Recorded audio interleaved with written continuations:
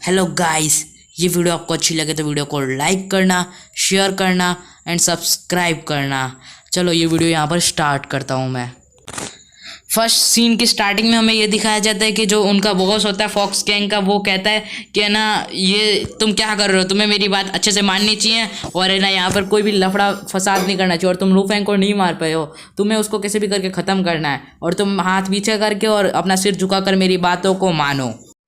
Sir आपको चिंता लेने की कोई ज़रूरत नहीं है बॉस, क्योंकि है ना हमने उस लड़की को पकड़ लिया है, किडनैप कर लिया है, तो हमें लू फेंग यहीं पर आता होगा, कभी भी वो आ सकता है, हमें कोई चिंता करने की ज़रूरत नहीं। हम उसे मैसेज कर देते हैं जिससे उसके बारे में पता चल जाएगा और वो आ जाएगा।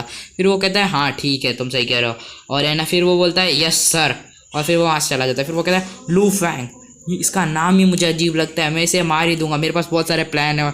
और ये क्या सोचता है 100, ये अकेले अकेला कैसे सबको हराएगा, देखते हैं। और फिर हमें स्कूल का सीन दिखाया जाता है जहाँ पर जो मिस जेन होती हैं वो सबको पढ़ा रही होती हैं और है ना वहाँ अपना लू फेंग बोर हो रहा होता है, अरे भाई यार क्या चल रहा है। फिर उसके फ़ोन पे एक तरह का मैसेज आता है, वो अपनी जेब में से फ़ोन निकाल के उसको देखने लगता है और वो सोचता है यार क्या मैसेज आया। तभी हमें दिखाया जाता है कि उसके फ़ोन पर किडनैपिंग की विरोधी आई थी कि तुम्हें इस एड्रेस पे पहुंचना है क्योंकि जिनसू किडनैप हो चुकी है। फिर वो हैरान हो जाती है, यार जिनसू बेचारी नॉर्मल सी लड़की है, उसका उसमें कोई हाथ नहीं है, वो तो एक जर्नलिस्ट है, अपना काम कर रही होती है, मगर इन लोगों ने उसके साथ कुछ ऊंच नीच कर दी तो गड़बड़ हो जाएगी, मुझे कैसे भी करके उसको बचाना होगा, ये मेरा मकसद है। वो अपने फ्रेंड के नाते मैं उसको कर सकता हूँ, बचाने की कोशिश करूँगा और मैं जा रहा हूँ। और फिर वो अपने स्कूल में अपनी बेंच से उठते हुए मैम से कहता है मिस जिन क्या मैं यहाँ से जा सकता हूँ क्योंकि मुझे वॉशरूम जाना है। तो मिस जिन बोलती हैं ठीक है तुम जा सकते हो। और फिर हमें दिखाया जाता है कि है ना अपना जो लू फेंग है वो उधर से कूद जाता है और वहाँ पे वो नीचे की तरफ कूद ही जाता है। उसके स्कूल में अफड़ा तफड़ी मच जाती है, सब कहते हैं यार ये जादूगर है, यार ये क्या है, इतनी ऊंचाई से कौन कूदता है। और फिर हमें लू फेंग दिखाया जाता है जो भाग रहा होता है, लू फेंग जाता है मगर उसके सामने एक गाड़ी आ जाती है और वो गाड़ी वाला कहता है क्या तुम्हें दिखाई नहीं देता, तुम्हें शर्म नहीं आती, तुम गाड़ी के बीच में आ रहे हो, मर जाते तो मुझ पर केस ठुक जाता। फिर अपना लू फेंग बोलता है तुम रुको और मुझे ये गाड़ी एक दिन के लिए दे दो, मैं तुम्हें पैसे दे दूंगा 50 युआन और है ना इसका रेंट दे दूंगा और तुम्हें ये गाड़ी 20 साल से तुम्हारी पुरानी चल रही होगी, ये लो कुछ पैसे और मुझे ये गाड़ी दे दो। वो कहता है मैं तुम्हें ये गाड़ी नहीं दूंगा, ये मेरी गाड़ी है। और तब भी वो लू फेंग की बात नहीं मानता है तो लू फेंग उसका कॉलर पकड़ लेता है और उसको नीचे फेंक देता है और कहता है थैंक्स, और फिर वो गाड़ी लेके फरार हो जाता है वहाँ से। और है ना वो बंदा बोलता है यार अब तो मुझे पुलिस को बोलना पड़ेगा क्योंकि ये मुझे लगता है कोई चोर है जो मेरी गाड़ी चुरा कर इसको बेच देगा। और फिर वो चोर चोर करने लग जाता है और अपना लू फेंग उस जगह पहुंचता है मगर उधर कोई नहीं होता। वो कहता है यार यहाँ पे तो कोई नहीं है, ये कोई प्लान तो नहीं है, और वो फ़ोन लगाता है और फिर वहाँ पे उसको हंसने की आवाज़ आती है और वो बोलता है तुम उल्लू बन गए, फूल इंसान, बेवकूफ़ इंसान। लू फेंग को जैसे ही पता चलता है कि वो बेवकूफ़ बन चुका है तो वो गाड़ी लेके स्पीड में जाने लगता है कहीं। और फिर हमें दिखाया जाता है उस मतलब एक बड़ा सा फैक्ट्री होती है, उधर अंदर से हंसने की आवाज़ आती है और वो हंस रहे होते हैं, मतलब वन आई ड्रैगन हंस रहा होता है, कितना बेवकूफ़ है लू फेंग। और फिर वो उसकी तरफ देखता है और मतलब वो जिन्हू की तरफ देखता है, जिनशू की तरफ, और वो कहता है मैं इसके साथ थोड़े मज़े करना चाहता हूँ। आप समझ रहे होंगे क्या करना चाहता है, और वो बड़ी सी खौफनाक स्माइल लेता है और कहता है मैं तुम्हारे साथ कुछ करना चाहता हूँ, तुम समझ रही होगी ना। फिर वो उसके पास जाता है और कहता है इसमें ज़्यादा दर्द तो नहीं होगा मगर मज़ा आएगा तुम्हें। और वो उसके पास जाता है, वो डर जाती है जिनसू कि ये मेरे साथ क्या करने वाला है, और जो जिनसू है वो उसके सिर पर या अपने सिर से हेडबट देती है और उसके सिर में खून निकलने लग जाता है। वो कहता है ये बेवकूफ़ लड़की, और उसको गाली देता है बिच गर्ल।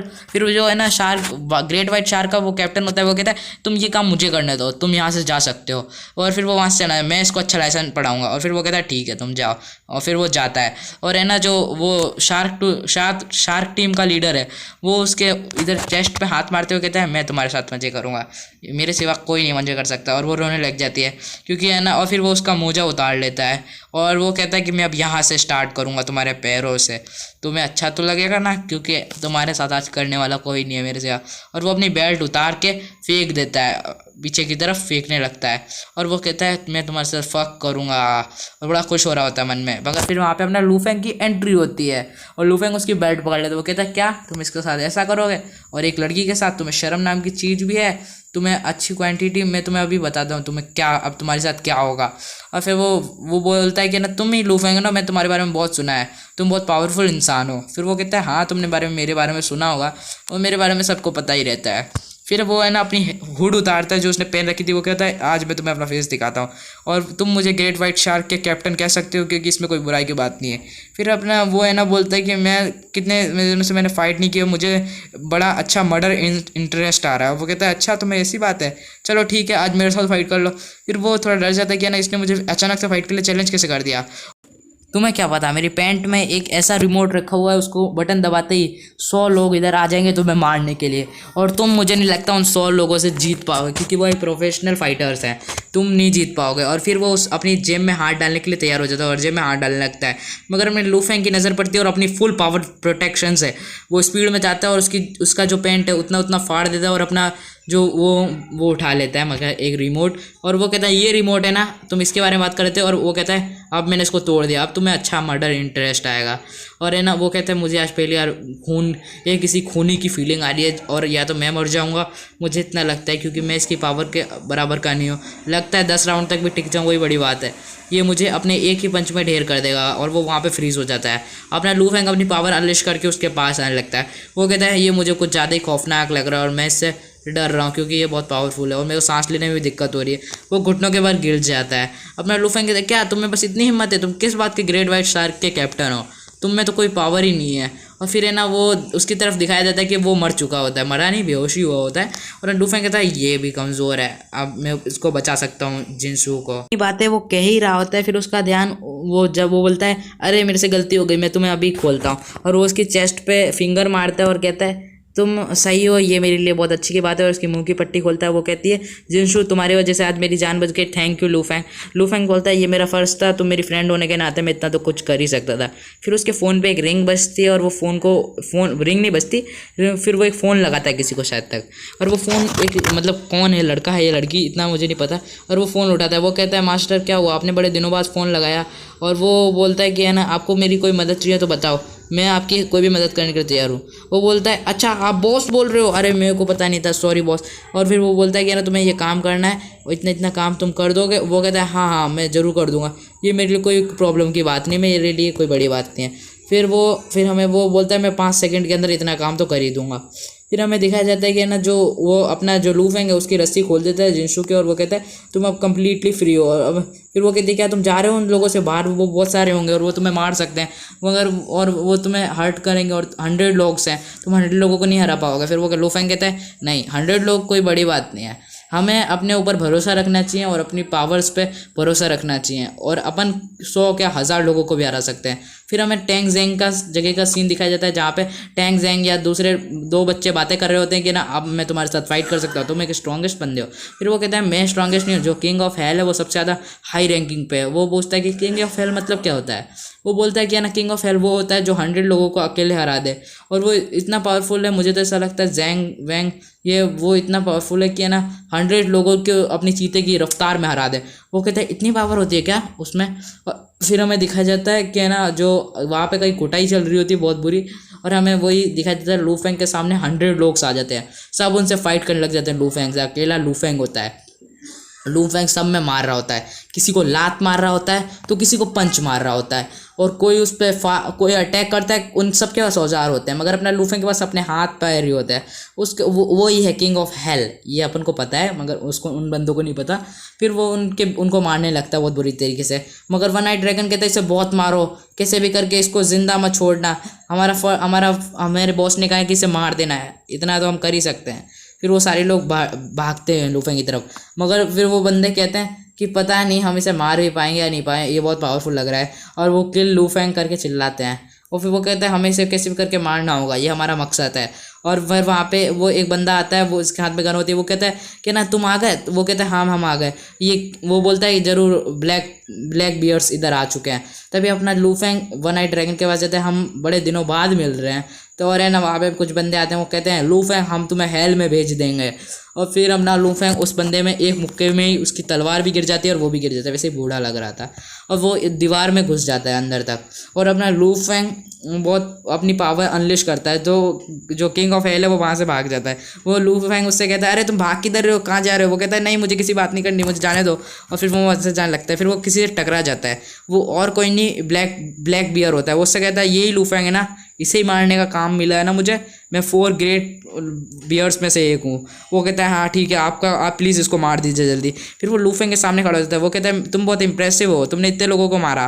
फिर वो कहता है हाँ वो तो मैं हूँ, तुम पेन फील होगा, मैं तुम्हें मारूंगा, इतना दर्द भरी मौत दूंगा।